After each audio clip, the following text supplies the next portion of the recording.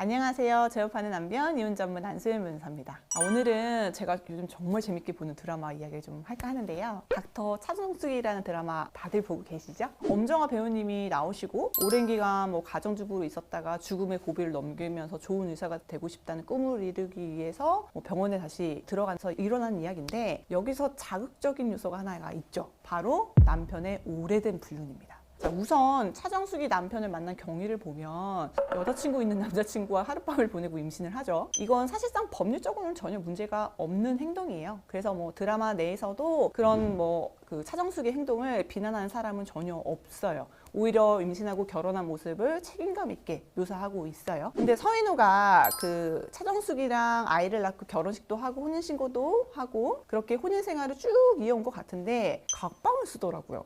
이건 중년 부부들 중에 각방 쓰시는 분들 꽤 많아서 문제가 돼 보이진 않지만, 실제로 서인호 교수가 아내와의 잠자리를 거부한 이유가 따로 있었죠. 바로 첫 여자친구인 명세빈, 드라마 내에서 최승희 교수죠. 드라마에서 서인호와 최승희 관계를 보면 제가 일전에 불륜 커플 특징 말씀드린 게 그대로 재현이 됐는데요. 드라마를 보면 불륜 관계가 꽤 된 것 같아요. 우연히 미국에서 만났다고는 하는데, 차정숙이 둘째를 임신한 상황에서 아니면 임신하기 전 즈음에 만나 최승희도 임신을 하고 혼외자를 품게 됩니다. 그래서 두 딸들의 나이가 같죠. 서인호가 드라마에서 하는 모습 보면 정말 뻔뻔하게 그지없어요. 제가 최근에 본 게 10화인데요. 서인호가 아내가 갑자기 독립적으로 굴고 집을 나가 전공의 숙소에서 지내는 등 평소와 다른 모습을 보이니까 약간 집착하는 모습을 보여요. 우선 바람 피우는 남편 중에 정말 이혼을 생각하고 있는 사람이라면 아내의 이런 행동이 반갑기 그지 없었을 거예요. 아마 차정숙이 집을 나간다고 했을 때는 막 내적 환호성을 질렀을지도 모르죠. 근데 어떻게 행동해요? 사람들한테 부부인 거 숨기자고 먼저 했던 사람이 술 취해서는 동료들 앞에서 여보라고 부르질 않나. 자꾸 아내와 친근한 남자 교수를 신경 쓰지를 않나. 아내에게 계속 신경을 막 씁니다. 그러면서 자연스럽게 내연녀인 최승희한테는 소홀히 하는 모습을 보이는 거죠. 보통의 불륜 커플들도 유부남은 가정을 버릴 생각으로 바람을 피우진 않아요. 가정은 가정대로 지킬 생각이고요. 최후에는 대부분 결국 가정을 선택합니다. 드라마에서 서인호도 처음 외도가 발견되었을 때 내연녀인 최승희를 정리하겠다고 주저없이 이야기를 하죠. 제가 이전 영상에서도 말씀드렸죠. 이혼하고 온다는 유부남들 말 그거 믿는 상간녀 바보라고요. 자, 차정숙이 할 수 있는 소송 뭘까요? 우선 상간선배 떠오르시죠? 혼외자도 있고 인스타그램에 둘이 여행 다닌 사진, 차정숙이 메모해놓은 남편의 출장 스케줄, 주변인들의 증인 진술서가 아마도 증거가 될 것 같아요. 그리고 그 내연녀 최승희에게 사준 팔찌 있잖아요. 차정숙이 남편 양복 주머니에서 우연히 영수증 발견하는데, 이거 살짝 직업병이긴 한데 저는 그 장면 보면서 그 영수증 버리면 안 되는데 그거 불륜 증거인데, 나중에 남편이나 상간녀로 싸울 때 그 영수증에 찍힌 구매일자 굉장히 중요한데 하면서 봤어요. 자, 증거 다 모아서 상간자 손해배상 소송 제기했다고 했을 때 위자료 얼마나 나올지 이거 궁금하시죠? 혼외자가 있으면 우선 위자료 액수는 일반적인 상간손배 사건보다 못해도 1,000만 원은 더 나오는 게 실무 사례입니다. 불륜기간이 못해도 19년 정도는 된 것 같고요.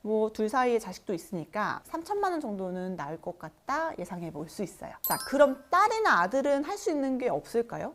제가 생각하기에 딸은 좀 억울할 것 같아요. 지금 한창 입시만 몰입해도 모자란 시간인데 아빠 외도 사실을 아는 건 물론이고 배다른 자매가 본인의 정체를 숨기고 막 접근해서 뒤통수까지 딱 쳤다. 뭔가 굉장히 혼내주고 싶죠.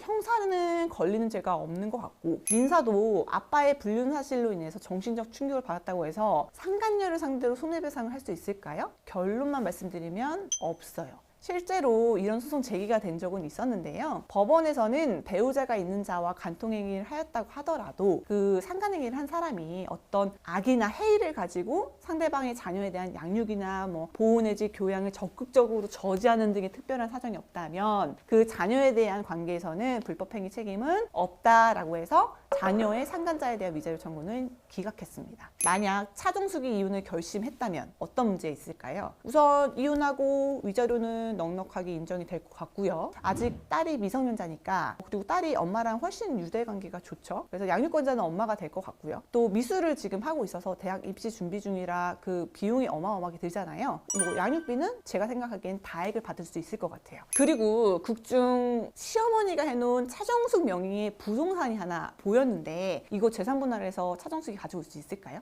일단 그 차정숙은 전혀 몰랐던 재산이에요. 사고 파는데 명의만 시어머니가 갖다 쓴 거고, 나중에 차정숙이 이걸 알고 그 주소를 찾아가 봤는데 건물에 뭐 커피숍이나 다른 상권들이 들어와 있어서 임대차 계약이나 모든 것들은 아마 시어머니가 한 걸로 예상이 되는 장면이었어요. 임대료도 시어머니가 받고 있었을 거고, 관련 세금도 시어머니가 내고 있었던 걸로 추정이 돼요. 자, 이런 경우에 명의자는 차정숙이긴 하지만 실질적인 소유주는 시어머니여서 남편 쪽에서 부동산 취득할 때 들어간 자금이나 그 경위 등을 입증하면 부부간 분할 대상 재산에서는 제외시킬 수 있을 것 같아요. 저는 개인적으로 십수년간 혼외자를 낳고 그 상대방이랑 외소를 지속을 했다면 배우자를 더 이상 믿을 수 없을 것 같아요. 자녀들도 아빠의 혼외자까지 다 아는 마당에 부모들에게 이혼하지 말라고 말도 못할 것 같죠. 그 차정숙 입장에서는 이혼할 때 걸리는 게 하나도 없는 상황이에요. 우선 가장 걸려하는 게 경제력인데, 점유율이 따면 소득도 괜찮을 거고, 아이들도 거의 다 커서 엄마의 이혼을 이해해 줄 것 같고, 차정숙이 오로지 본인의 행복만을 위해서 어떤 결정을 내릴지 뒷이야기가 진짜 궁금한데요. 남은 드라마 보시면서 법률적으로 궁금한 게 있으시면 언제든 댓글 달아주세요. 제가 꼭 답변 드릴게요. 오늘 영상이 유익하셨다면 구독과 좋아요 부탁드릴게요. 다음에도 도움되는 주제로 찾아뵙겠습니다. 감사합니다.